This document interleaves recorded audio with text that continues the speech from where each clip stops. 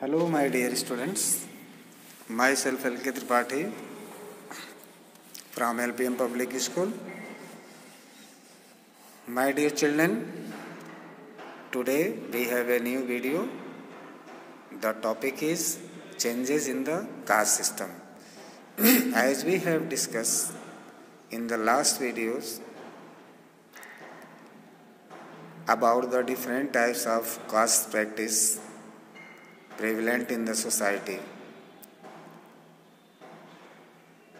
So many reformers came out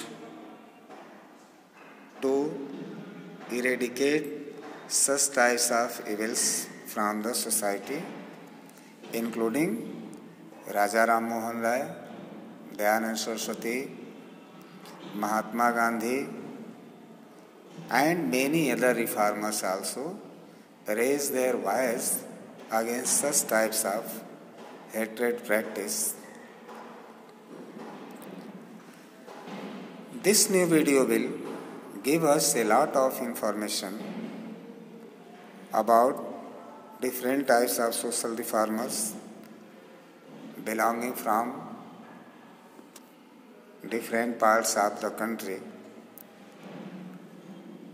What was their philosophy? How did they organize the society, call up the society to oppose such types of practices were made in the society. So let's get started. Changes in the caste system. The British rule brought about many changes in the Indian society, which in the long run helped reduce caste rigidity. We can say Britishers also played important role to abolish such types of rigidity from the Indian society. They were against all these things. What were their roles? No legal discrimination. The British introduced a uniform administrative, legal and political system that treated all castes equally. Railways also played an important role to abolish the caste discrimination from the society, because railway is such a means of transport where people from different castes enter to the compartments, go to seat without any discriminatory performances. Different people from different castes go to the railway and no such practice is made there. So railway helped the government as well as the people not to practice such things on the basis of caste. The British introduced a new system of mass transport like the railways, in which people of different castes had to travel together.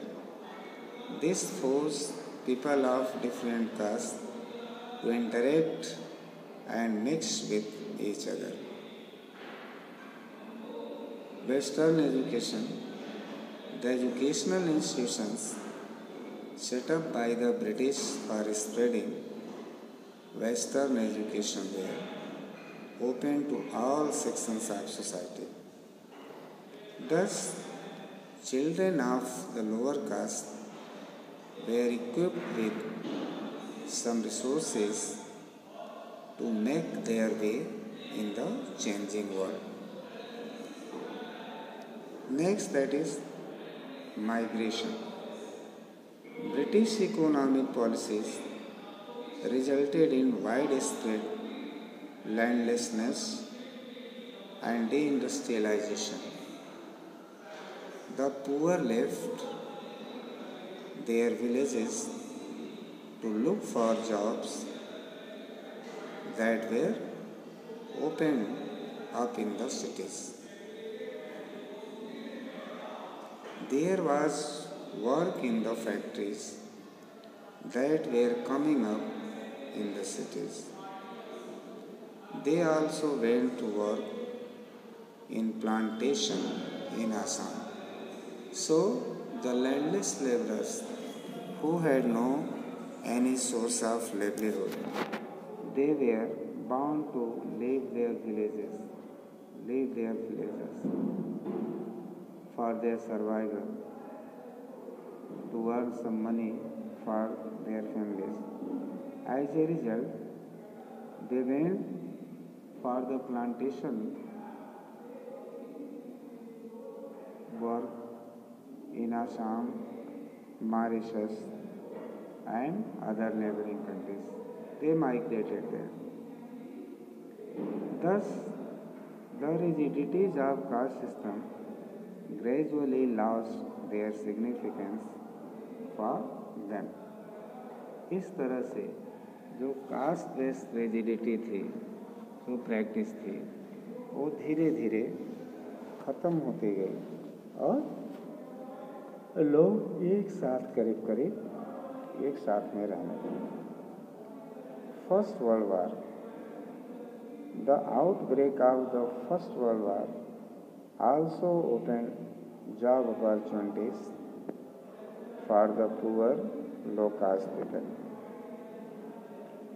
As the British government required more soldiers, it started recruiting people from low-caste groups such as the Mahars and formed the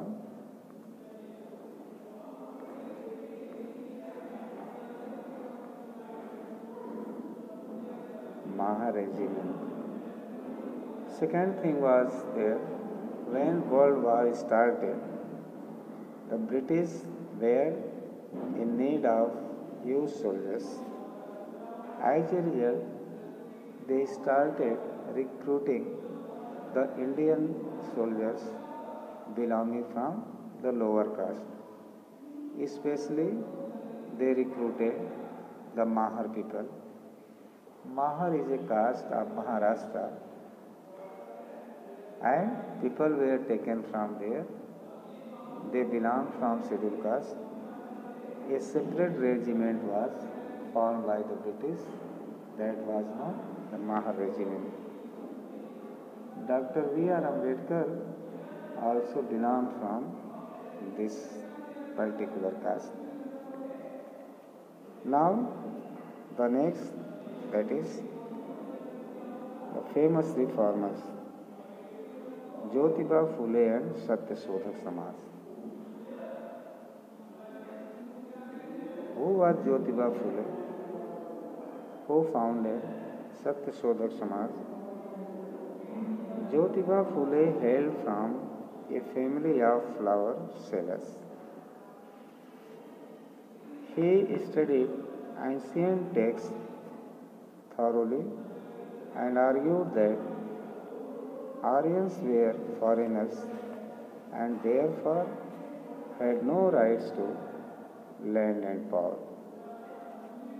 उन्होंने कहा, ज्योतिबा फुले ने, कि Aryans जो हैं, जो कहते हैं कि हम यहाँ के मूल निवासी हैं, ये फॉरेनर्स हैं, ये मूलतः यहाँ के निवासी नहीं है, इसलिए उनका कोई अधिकार नहीं है, कोई उनकी ज़मीनें नहीं है, कोई उनका पावर नहीं है. Which actually belong to the indigenous people whom the Aryans call low caste or Sudras. Actually, these lands and powers belong to the people, belong to the lower caste, who are actually the actual native of this country. And the people who are referred Sudras or lower caste, they are the real settler of this country. In 1873, he founded the Sat Sodhak Samaj, an organization whose primary aim was to improve the conditions of the oppressed classes and propagate caste equality.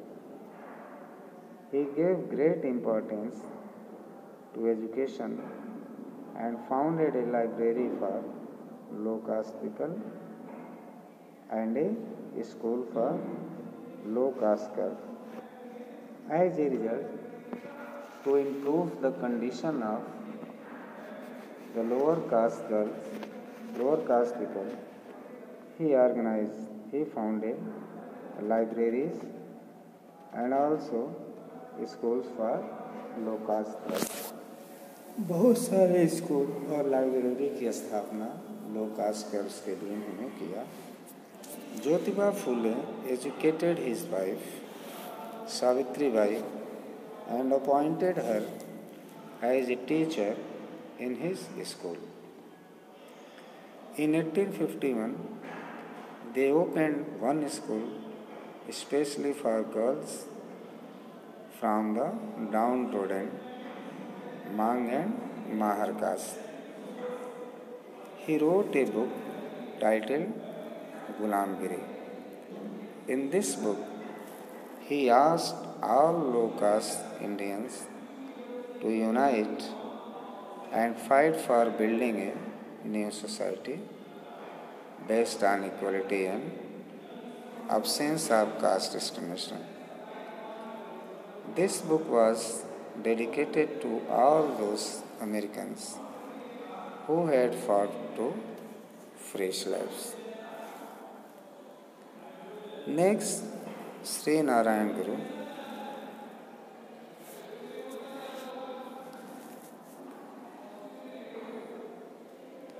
and movement for social equality. In the 19th century, some movements demanded the creation of a society based on social equality and justice. One such movement was led by Sri Narayan Guru in Kerala. Narayan Guru belonged to an Ijava family. Ijavas were considered to be low caste people. He tirelessly worked for the betterment of untouchables and the reformation of the Hindu society. For this purpose, he founded the Sri Narayan Dharma Paripalana Yogam in 1903. He believed that there was no reason for caste differences to continue among human beings. He was convinced that low caste or Dalits could progress only through education, and therefore he established a number of schools to educate people of lower caste. Swami Vivekananda and Ramakrishna Mission. Swami Vivekananda was a disciple of Ramakrishna Paramhans and the famous saint from Bengal. As a social reformer, he opposed the